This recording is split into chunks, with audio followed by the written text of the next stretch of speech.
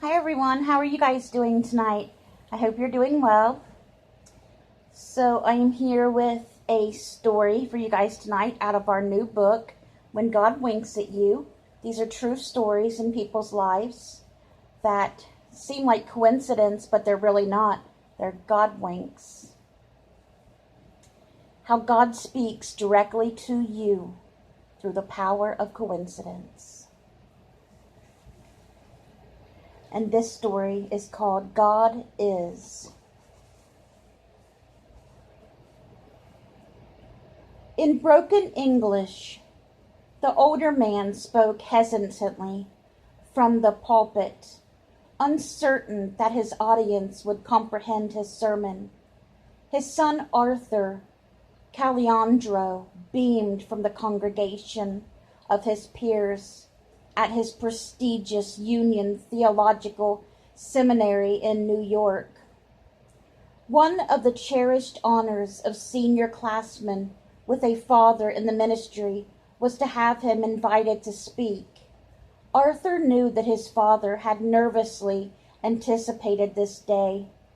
A native of Italy, he had migrated to Portland, Maine, where he became the respected pastor of a small Italian-American church.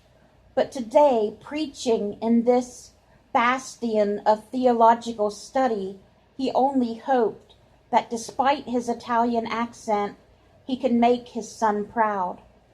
Arthur's father had developed an engaging manner of using illustrations to underscore his message. On this morning, he told a story that exemplified how God sometimes uses mysterious means to personally and directly communicate with us.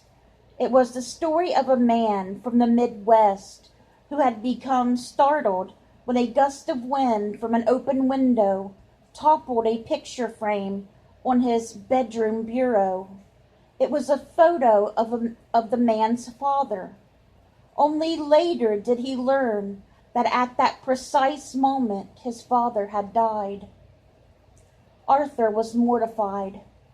With an air of youthful arrogance, he worried what his classmates would think of such an unsophisticated story. "Daddy, why did you use that story?" he later snapped at his father.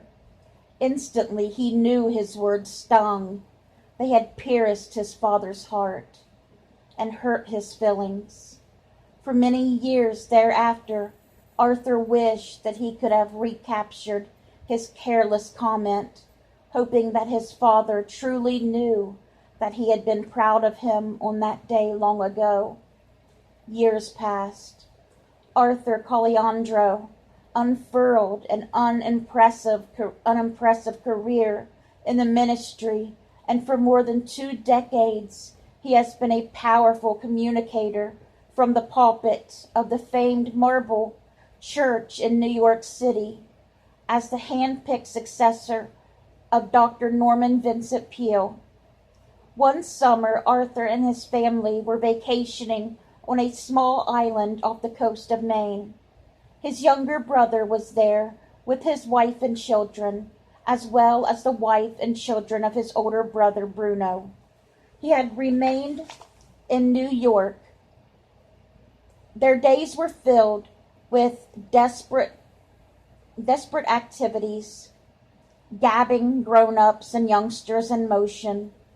Late one morning, an island breeze carried the shrill whistle of a fire station.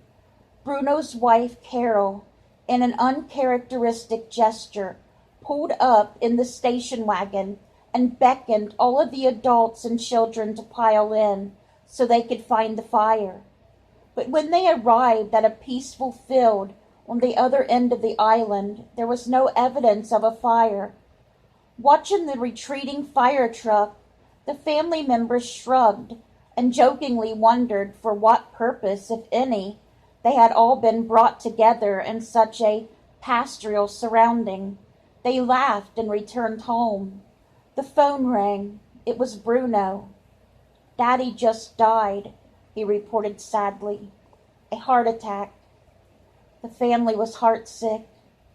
Not until later did Arthur and his broken brothers determine that the exact time of their father's death was the very moment that the family had been summoned by the false fire alarm to the tranquil setting. Like, remember when his father told about that picture falling when that boy's father had died? As if God had orchestrated it. It was years before Arthur consciously tied together two events relating to his father. The parallel of the story that embarrassed Arthur and caused him to hurt his father's feelings, and the events that day on the island.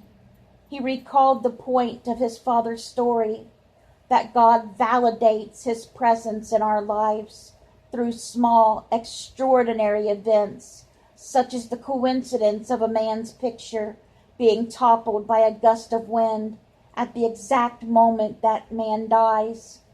Arthur then connected that memory to the God wink of his father's family being summoned to a peaceful field at the exact moment that his father had died.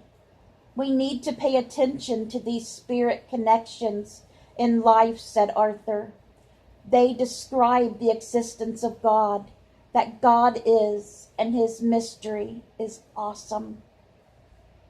Mavis, Tim, Daniel in Romania, and Arthur, the people we all read in these past stories, received a reassuring and very personal communication from above.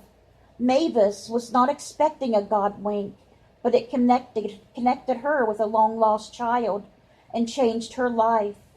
Tim Conway, testing God's existence, received an answer in the form of a glow-in-the-dark cross on a green ribbon that has resonated with him ever since. Daniel, desperately seeking assurances that his daughter was in heaven, found winks from God that gave him a personal reply.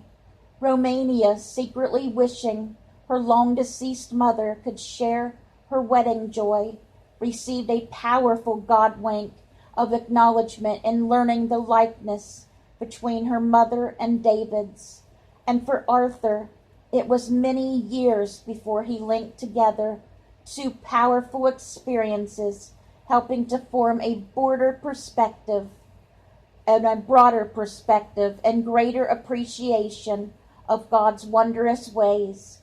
Perhaps you can identify with these stories through the parallel experiences of your own experiences. You may have shrugged off and forgotten. Dig into your memory right now. Start taking what I call an archaeological expedition into your past.